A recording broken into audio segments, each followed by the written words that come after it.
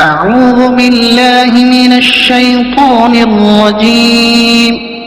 بسم الله الرحمن الرحيم الحمد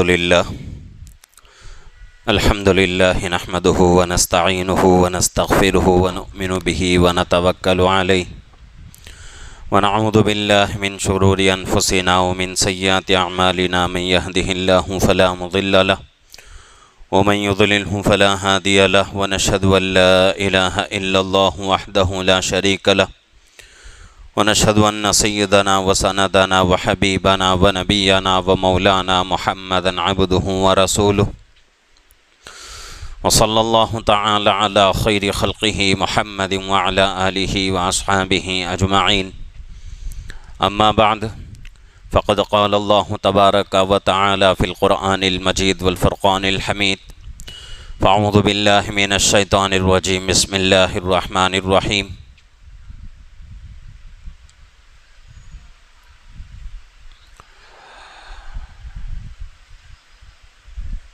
آمنوا اتقوا الله حق تقاته ولا تموتن إلا وأنتم مسلمون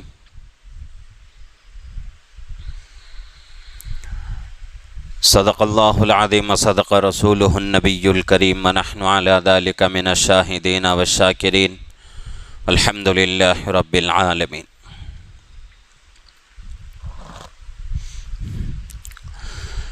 محترم معزز بزرگ اور عزیز دوستو،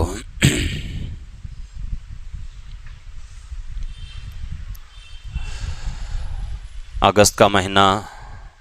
چل رہا ہے اور اس مہینے سے ہمارے اس ملک کو بہت ہی زیادہ تعلق اور بہت ہی زیادہ مناسبت ہے۔ اس وجہ سے تعلق اور مناسبت ہے کہ چند سال پہلے ہمارا یہ ملک غلام بننے جا رہا تھا، انگریزوں کے چنگل میں پھنسنے والا تھا، اور اگر یہ کہیں تو مبالغہ بھی نہیں ہو سکتا کہ ہمارا یہ ملک جو ہے غلام بن چکا تھا اور انگریزوں کے چنگل میں پھنسا ہوا تھا۔ تو اس وقت جتنے ہمارے اکابر تھے، علماء تھے، مفکرین امت تھے، انہوں نے فکر کیا کہ بھئی آج اگر ہم خاموش ہو گئے تو آنے والی نسل بہت ہی جہالت میں زندگی گزارے گی اور آنے والی نسلوں میں ایمان اور دینداری باقی نہیں رہے گی۔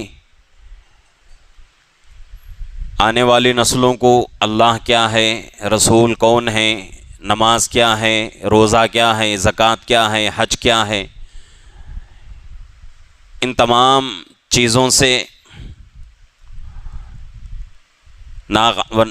یہ تمام چیزیں آنے والی نسلوں کے لیے بہت ہی زیادہ مشکل ہو جائیں گے، اور امت ان تمام چیزوں کو چھوڑ کر اللہ کی نافرمانی میں، کفر و شرک کی ضلالت میں زندگی گزارنے پر مجبور ہو جائے گی۔ تو اس فکر اور اس سوچ میں ہمارے اکابرین نے اس زمانے میں بڑی قربانیاں دیں، قربانیاں دے کر ہمارے اس ملک کو آزاد فرمایا۔ تو وہ آزاد ہوا تھا ملک، وہ یہی مہینہ تھا، اور اس مہینے کی 15 تاریخ تھی۔ وہ ابھی جو ہے ہمارے سامنے تاریخ آ رہی ہے، منگل کے دن 15 اگست ہوگی۔ اس دن شہر کے ہر چھوٹے بڑے اسکول میں ایک خوشی کا منظر دیکھنے کو ملتا ہے، اور جتنے بھی حکومتی آفیسز ہوتے ہیں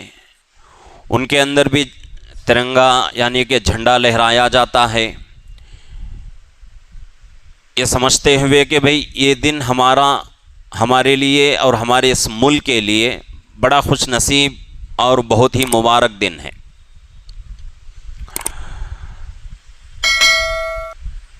تو اسی مہینے میں ہمارا یہ ملک آزاد ہوا تھا۔ ہمارا یہ ملک انگریزوں کے ہاتھوں سے نکل تو گیا، ہمارے اکابرین نے انگریزوں کے ہاتھوں سے اس ملک کو نکال لیا، لیکن جب اس کا قانون بننے جا رہا تھا 26 جنوری کو اس کا قانون بن کے مکمل ہوا، تو اس وقت ایک قانون جو ہے لاگو کیا گیا کہ بھئی اس ملک میں جتنے بھی مذہب کے لوگ رہتے ہیں سب کو اپنے مذہب میں رہ کر آزادانہ طور پر زندگی گزارنے کا پورا اختیار ہے۔ اس ملک میں جتنے مذاہب کے لوگ ہیں کوئی مذہب والا کسی مذہب والے سے آگے پیچھے نہیں ہے، نہ ہی مسلمان جو ہیں ہندو سے، سکھ سے، عیسائی سے 1 انچ آگے پیچھے ہو سکتا ہے، نہ ہی ہندو جو ہیں دوسرے مذہبوں سے 1 انچ آگے پیچھے ہو سکتے ہیں۔ تو اس وقت جو قانون بنا تھا وہ یہی تھا کہ بھئی جتنے بھی مذاہب اس ملک میں رہتے ہیں، جتنے بھی مذاہب کے لوگ اس ملک میں زندگی گزار رہے ہیں، تمام لوگوں کو اپنے مذہب میں آزادی کے ساتھ زندگی گزارنے کا پورا حق۔ اسی وقت جو ہے یہ قانون بنایا گیا، یہ اختیار دے دیا گیا۔ لیکن آج افسوس اس بات کی ہے کہ کچھ لوگ اس قانون کی دھجیاں اڑا رہے ہیں۔ ہمارے اس ملک میں اتنے فسادات لوگ کر رہے ہیں اور کرا رہے ہیں، اس کی کوئی حد نہیں ہے۔ ابھی گزشتہ جمعہ میں نے کچھ باتیں آپ حضرات کے سامنے عرض کی ہیں۔ پچھلے ہفتے کے واقعات ہوئے تھے، ایک جو ہے مسجد کے امام صاحب کو قتل کر دیا گیا، اور اسی طریقے سے ٹرین میں سفر کر رہے تھے 3 مسلمان، ان کو ناحق جو ہے قتل کر دیا گیا، اور اسی طریقے سے منی پور میں پسماندہ لوگ جو ہیں ان کے ساتھ ظلم و زیادتی ہو رہی ہے، اور جگہ جگہ ملک میں اس طرح کے جو ہے فسادات ہوتے جا رہے ہیں۔ اور یہ فسادات اتنی زیادہ تعداد میں ہو رہے ہیں۔ ابھی جو ہے 4-5 دن پہلے کا واقعہ ہے کہ آگرہ سے ہوتے ہوئے دلی یا پھر جو ہے ہریانہ کو جانے والی جو گاڑیاں ہوتی تھیں ان کو ہائی وے پہ روک دیا جاتا تھا، روک کر چیک کیا جاتا تھا کہ بھئی یہ گاڑی کہاں کی ہے، دلی کی ہے، آگرہ کی ہے یا کسی دوسرے اسٹیٹ کی ہے، تو ان کو چھوڑ دیا جاتا تھا۔ اگر وہ گاڑیاں ہریانہ کی ہوتی تو ان گاڑیوں میں آگ لگا کر جلا دیتے تھے۔ اور اس میں جو ہے ایک گاڑی میں لوگوں نے آگ لگایا، آگ لگا کر جلا دیا، تو اس کے اندر 3 لوگ بیٹھے ہوئے تھے، تینوں لوگ جل کے راکھ ہو گئے۔ اتنا زیادہ جو ہے ظلم ہو رہا ہے۔ یہ تمام چیزیں ہو رہی ہیں اور ہم تمام جو ہے ان باتوں کو جانتے بھی ہیں۔ ان فسادات کے زمانے میں، ان جو ہے فتنوں کے زمانے میں، جبکہ اس ملک میں ایسے ایسے فتنے نمودار ہو رہے ہیں، ایسے ایسے فسادات ہو رہے ہیں، کتنے لوگ ایسے ہیں جو اپنے گھروں کو چھوڑ کے، اپنے گاؤں کو چھوڑ کے دوسرے شہروں میں جا کے زندگی گزارنے پر مجبور ہو رہے ہیں، اپنی جائیداد چھوڑ رہے ہیں، اپنا سب کچھ چھوڑ کے اپنی جان بچانے کے لیے دوسرے شہروں میں جا رہے ہیں۔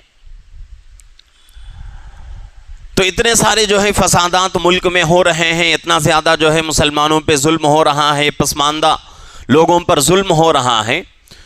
تو اب ہم کو ان فسادات کے موقع پر اتنے حالات بگڑ رہے ہیں،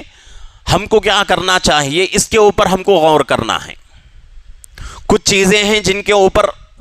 ہر حال میں ہمیں عمل کرنا ہے، اور اس میں سے کچھ چیزیں جو ہیں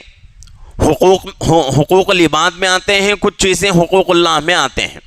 یعنی کہ کچھ چیزیں اللہ کے حقوق ہیں اور کچھ جو ہیں بندوں کے حقوق ہیں۔ یہ دونوں حقوق اگر آج ہم نے پورا کر لیا تو انشاءاللہ آنے والا زمانہ ہمارے لیے بہت ہی بہترین ثابت ہوگا، ورنہ اگر آج ان فسادات کے زمانے میں بھی ہم جو ہیں اپنے جو ہیں سستی میں رہیں، کاہلی میں رہیں، خواب و خیال میں رہیں، خواب غفلت میں ڈوبے رہیں، تو پھر جو ہے آنے والا زمانہ ہمارے لیے اس سے بھی خراب اور اس سے بھی جو ہے کٹھن ثابت ہو جائے گا۔ اور ہم کو جو ہے ہر چیز میں اللہ کے نبی پاک صلی اللہ علیہ وسلم کی سیرت کو دیکھنا ہے۔ اللہ کے نبی پاک صلی اللہ علیہ وسلم کی سیرت میں ہمارے لیے کوئی ایسا موڑ جس کا ہم تذکرہ نہیں کر سکتے کہ اس کا سبق اللہ کے نبی پاک صلی اللہ علیہ وسلم کی سیرت میں ہم کو نہ ملتا ہو۔ آج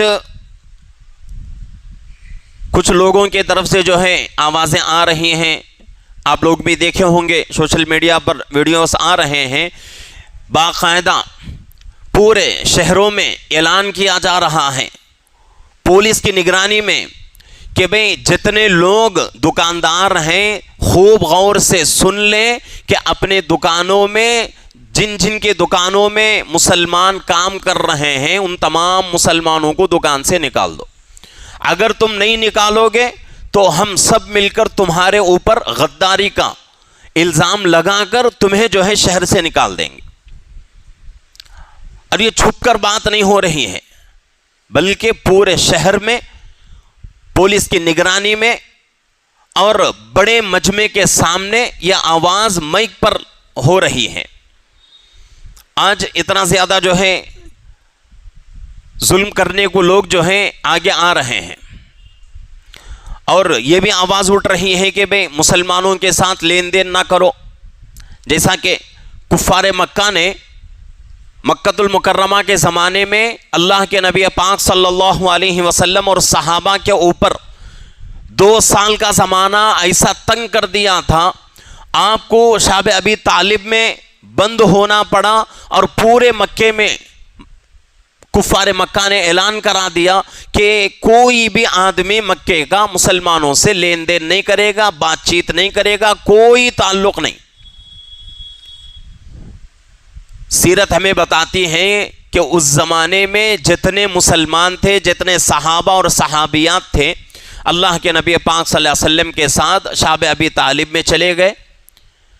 2 سال کا زمانہ کوئی معمولی زمانہ نہیں تھا۔ سیرت ہمیں بتاتی ہے کہ اس وقت صحابہ اور صحابہ کے بچے، چھوٹے چھوٹے بچے تھے، گود کے بچے، دودھ پینے والے بچے، اور ابھی کھانا پینا بچوں نے شروع کیا تھا، تو بھوک اتنی زیادہ لگتی تھی، بھوک سے پریشان ہو کر بےتاب ہو کر درختوں کے پتوں کو لیتے تھے، لے کر دھو کر اس کو چبا کے کھا لیتے تھے۔ اب جب وہاں مسلمانوں کے بچے روتے تو یہاں جو ہے کفار مکہ مذاق اڑاتے تھے اور خوشی مناتے تھے کہ بھئی دیکھو ہمارے دشمن کتنے پریشان ہیں، ہمارے دشمن اور دشمن کے بچے رو رہے ہیں۔ لیکن 2 سال کا زمانہ گزر گیا، بعد میں حالات کیسے آئے؟ اس کے بعد اللہ کے نبی پاک صلی اللہ علیہ وسلم مکے سے مدینے کو ہجرت کر کے چلے گئے، اور سن 6 ہجری کا واقعہ ہمارے سامنے ہے، صلح حدیبیہ کا۔ اللہ کے نبی پاک صلی اللہ علیہ وسلم اور صحابہ عمرے کے لیے آتے ہیں مکے کو، کفار مکہ آپ کو مکے سے باہر روک دیتے ہیں، روک کر کہتے ہیں کہ آپ اور آپ کے کوئی بھی صحابہ عمرے کے لیے مکے کو نہیں جائیں گے۔ اور وہاں جو ہے دونوں جماعتوں کے درمیان کچھ اگریمنٹ ہوتا ہے، کچھ شرائط طے باتیں ہیں، اور وہ شرائط تو بہت سارے ہیں، لیکن اس میں سے ایک شرط کے اوپر ہم کو نظر کرنے کی ضرورت ہے، غور کرنے کی ضرورت ہے کہ ایک شرط طے باتی ہے، کیا ہے کہ بھئی جو بھی آدمی مکہ سے مدینے کو آئے گا آپ لوگ اس کو واپس کرو گے، اور جو بھی آدمی مدینے سے مکے کو آئے گا اور آپ سے بیزار ہو جائے گا ہم اس کو واپس نہیں کریں گے۔ ظاہری اعتبار سے یہ چیز صحابہ کو بڑی جو ہے کھٹن لگی، جیسا کہ حضرت عمر رضی اللہ عنہ کے اندر اتنا غصہ آ گیا، اللہ کے نبی صلی اللہ علیہ وسلم سے پوچھ رہے ہیں کہ اللہ کے نبی کیا ہم حق پر نہیں ہیں؟ اللہ کے نبی نے فرمایا بے شک اے عمر ہم حق پر ہیں۔ تو حضرت عمر رضی اللہ عنہ کہتے ہیں کہ اللہ کے رسول جب حق پر ہیں تو ہمیں دب کر صلح کرنے کی ضرورت کیا ہے؟ تو اللہ کے نبی صلی اللہ علیہ وسلم فرماتے ہیں کہ عمر صبر کرو، انشاءاللہ اللہ کی مدد آئے گی۔ اب یہاں جو ہے ہم کو دیکھنے کی ضرورت ہے کہ صلح حدیبیہ سے پہلے غیر مسلم کفار مکہ مسلمانوں کو کہاں دیکھتے تھے؟ دو جگہوں پر دیکھتے تھے۔ یہ ایک میدان میں یعنی جہاد کے میدان میں دیکھتے تھے، یا پھر جو ہے سفر کے موقع پر دیکھتے تھے، بس تیسرا کوئی موقع نہیں تھا مکے والوں کو، کفار کو، مسلمانوں کو دیکھنے کا۔ اب ان لوگوں نے اپنے طور سے ایک تیسرا موقع مہیا کر لیا کہ بھئی مکے سے مدینے کو جو بھی آئے گا، جتنے دن رہنا چاہے گا رہے گا، لیکن مدینے والے اس کو واپس کریں گے۔ اب جو ہے کفار کو قریب سے صحابہ کو دیکھنے کا موقع اب تک نہیں ملا تھا، لیکن اب موقع ملا۔ اس کے بعد سے سیرت اٹھا کر دیکھیں، صلح حدیبیہ کے بعد سے اور اس کے بعد فتح مکہ ہوا، فتح مکہ کے بعد سے اسلام بہت تیزی سے پھیلنا شروع ہوا۔ وجہ کیا ہے؟ سیرت میں بات یہی ہمیں ملتی ہے، ہم جو ہے یہی نتیجہ نکال سکتے ہیں کہ بھئی اس سے پہلے کفار مسلمانوں کی زندگی کو نہیں دیکھ رہے تھے، مسلمانوں کی زندگی سے واقف نہیں تھے، مسلمان کیسے ہیں، ان کے اخلاق کیا ہیں، ان کی عبادتیں کیسی ہیں، اور ان کا اسلام کیسا ہے، کفار کو معلوم نہیں تھا۔ اب جو ہے ایک موقع ان کو ملا تو مکے سے لوگ مدینے آ رہے ہیں، آ کر مسلمانوں کے اخلاق دیکھ رہے ہیں، اسلام کو قریب سے دیکھ رہے ہیں۔ اس کے بعد دیکھتے دیکھتے دیکھتے دیکھتے ان کے دلوں میں اسلام گھر کر جاتا ہے، اسلام کی محبت ان کے دلوں میں آتی ہے، تو وہی لوگ اسلام کے دائرے میں آ جاتے ہیں۔ تو یہ جو ہے ہمارے لیے آج کے اس زمانے میں اللہ کے نبی صلی اللہ علیہ وسلم کی اس سیرت پر عمل کرنے کی ضرورت ہے۔ ان لوگوں کی طرف سے آواز لگ رہی ہے کہ بھئی مسلمانوں کو اپنے دکانوں سے نکالو، مسلمانوں سے کوئی لین دین مت کرو، کوئی رشتہ ان سے نہ رکھو، لیکن ہم کیا کریں گے؟ اللہ کے نبی کی سیرت کے اوپر عمل کرتے ہوئے ہم کیا کریں گے؟ اگر ہمارے دکان میں ہندو لوگ کام کر رہے ہیں تو ہم ان کو اپنے دکان سے نہیں نکالیں گے، بلکہ ان کے ساتھ اور اچھائی کا معاملہ کریں گے۔ اگر ہندو ہمارے پڑوس میں رہتے ہیں،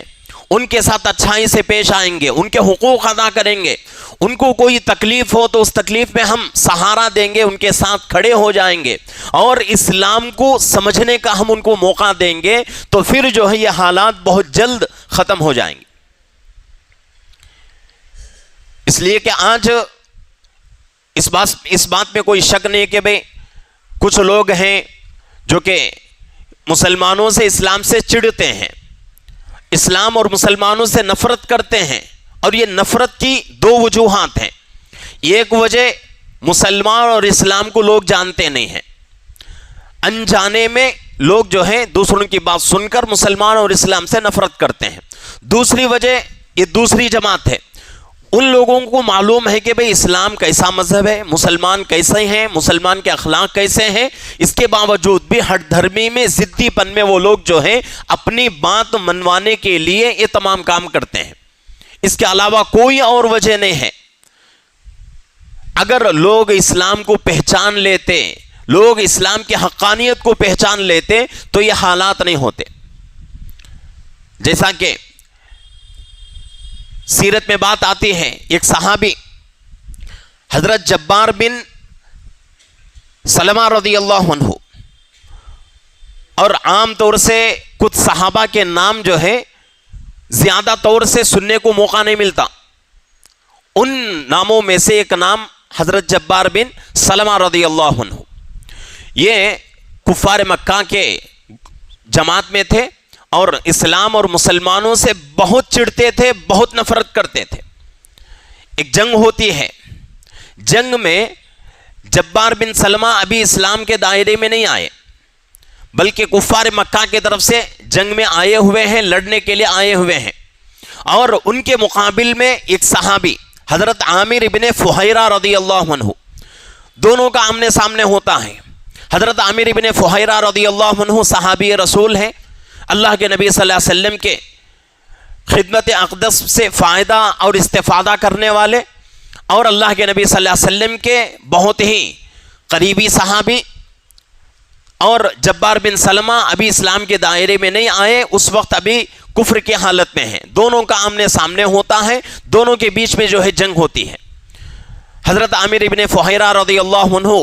شروع میں جبار بن سلمہ کے اوپر حملہ کرتے ہیں، لیکن جبار بن سلمہ کیا کرتے ہیں کہ بھئی اس حملے کو روک کر الٹا حضرت عامر ابن فہیرہ رضی اللہ عنہ کے اوپر حملہ کرتے ہیں۔ آخر میں حضرت عامر ابن فہیرہ رضی اللہ عنہ جبار بن سلمہ کے تلوار کے وار سے شہید ہو جاتے ہیں۔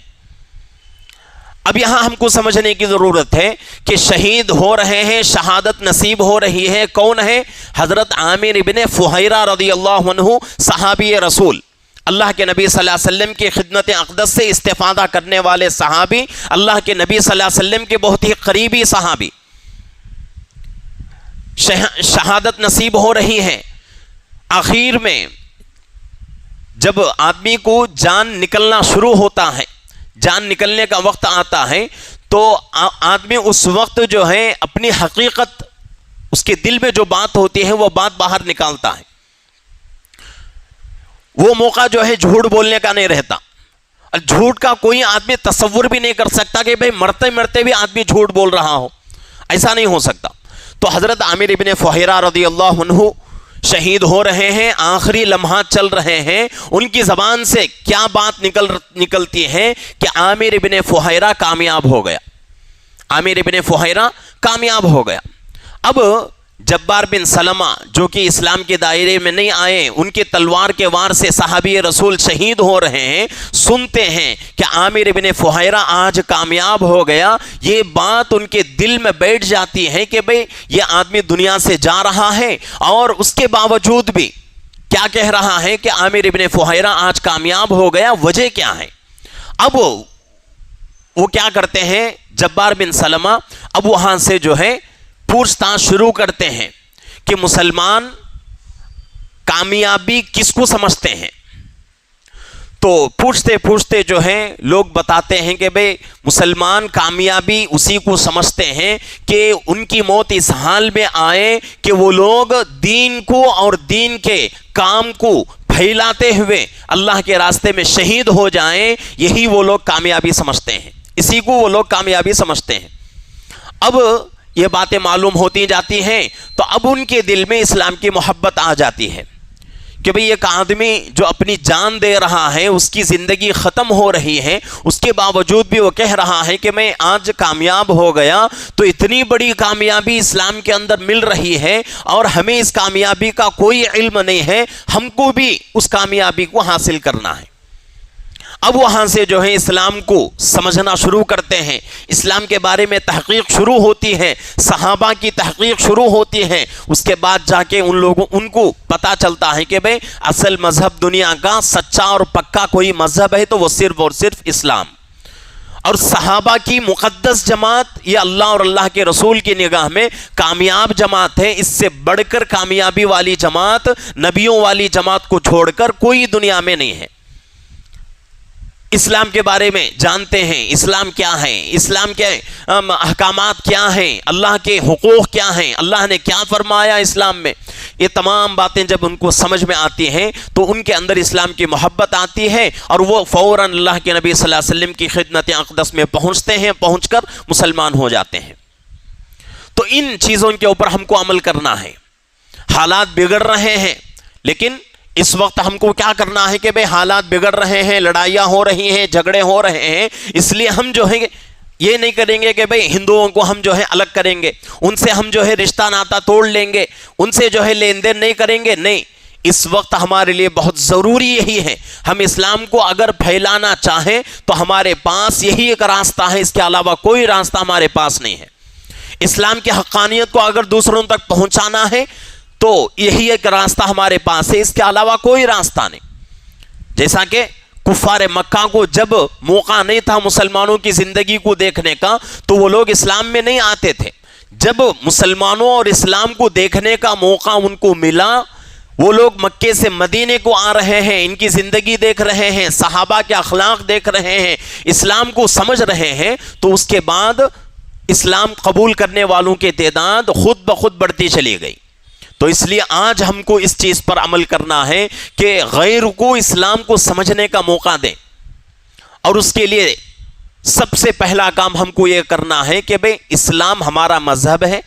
اور اس پہ کوئی شک و شبے کی گنجائش نہیں ہے کہ پورے دنیا کے مذاہب میں سب سے اچھا اور سب سے سچا مذہب اگر کوئی ہے تو وہ اسلام۔ اللہ نے مجھے اور آپ کو یہ اسلام جیسا مذہب عطا فرمایا ہے، تو سب سے پہلا کام ہم کو یہ کرنا ہے کہ ہم خود اسلام کے بارے میں سمجھنے کی کوشش کریں، اسلام کو پڑھیں، اسلام کے بارے میں سمجھیں کہ بھئی اسلام کیا ہے، جس مذہب میں ہم زندگی گزار رہے ہیں، جس مذہب میں رہ کر ہم بوڑھے ہو رہے ہیں، ہماری زندگیاں گزر رہی ہیں، اس مذہب کے بارے میں ہمیں معلوم نہیں۔ آج مسلمان ہر میدان میں کامیاب نظر آتا ہے، لیکن اگر ناکام نظر آتا ہے تو وہ صرف اور صرف اپنے مذہب کے بارے میں ناکام۔ آج مسلمان کو یہ جو ہے افسوس کی بات ہے کہ آج مسلمان کو پوری دنیا کی چیزوں کا علم ہے، اگر علم نہیں ہے تو صرف اور صرف اسلام کا علم نہیں ہے۔ اسلام کے بارے میں مسلمان جانتا نہیں ہے کہ بھئی اسلام کیا ہے، مسلمان تو ہے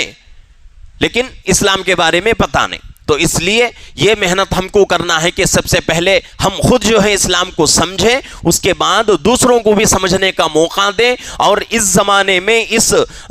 لڑائیوں کے فسادات کے دور میں ہم کیا کریں کہ ہندوؤں کو اپنا قریب کرنے کی کوشش کریں، اور ان کو اپنے اچھے اخلاق ان کے سامنے پیش کرنے کی کوشش کریں، تو انشاءاللہ آنے والا زمانہ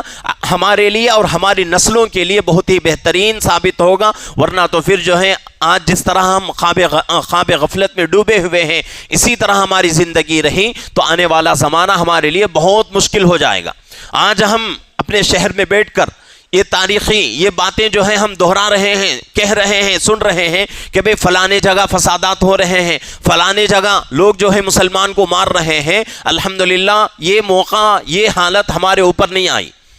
تو اس سے پہلے ہم کو سمجھنے کی ضرورت ہے، ورنہ پھر جو ہے آج جس طرح ان کے بارے میں ہم بات کر رہے ہیں، کل اللہ نہ کرے یہ موقع ہمارے اوپر نہ آئے تو پھر جو ہے یہ باتیں ہمارے بارے میں دوسرے اسٹیٹ کے لوگ بھی بات کریں گے۔ تو اس لیے ضروری ہے کہ اسلام کو خود سمجھیں اور دوسروں کو سمجھنے کا موقع دیں، اور اسلام کو اور اپنے اخلاق کو لوگوں میں پھیلانے کی کوشش کریں۔ اس سے انشاءاللہ ہمارے لیے اور آنے والی نسلوں کے لیے بہت ہی بہترین یہ چیز ثابت ہوگی، اور آنے والا زمانہ ہمارے لیے بہت ہی بہترین رہے گا۔ یہ فسادات، یہ لڑائیاں، یہ جھگڑے ختم ہو جائیں گے، مسلمان اور ہر مذہب کا ماننے والا اس ملک میں امن کے ساتھ، سکون کے ساتھ زندگی گزارنے پر مجبور ہو جائے گا۔ اللہ رب العزت سے دعا ہے کہ اللہ رب العزت ہم تمام کو صحیح طریقے سے اسلام کو سمجھنے کی اور اسلام کی حقانیت کو لوگوں کو سمجھانے کی اللہ ہم سب کو توفیق عطا فرمائے۔ آمین۔ وآخر دعوانا الحمدللہ رب العالمین۔